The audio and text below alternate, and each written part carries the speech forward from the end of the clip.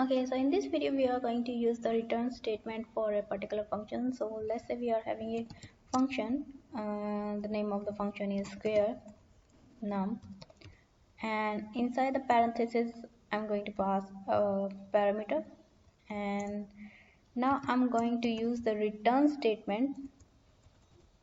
Let me write this again.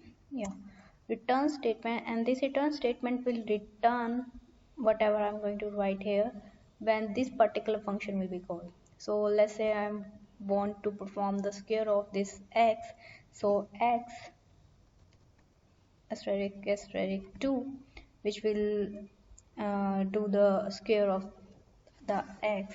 Okay, so now I have defined the function. Now I want to call this, and I will call this inside the print statement. So inside the print statement I will write the name of the function, and inside this parenthesis I'm going to write the argument. So when I'm calling it, the part inside the parenthesis will be argument, and here it was parameter, right?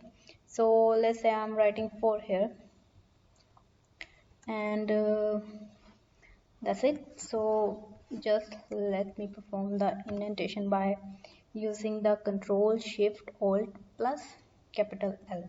Okay, so now it's done. Okay, so let's run this. Okay, so this particular function is called inside the print, and when the return statement is here, what it will do, this whole part, this calling part will be replaced by this return statement. Means whatever is the value here will be returned here, and it will simply print this value because I have called the particular function inside the print statement.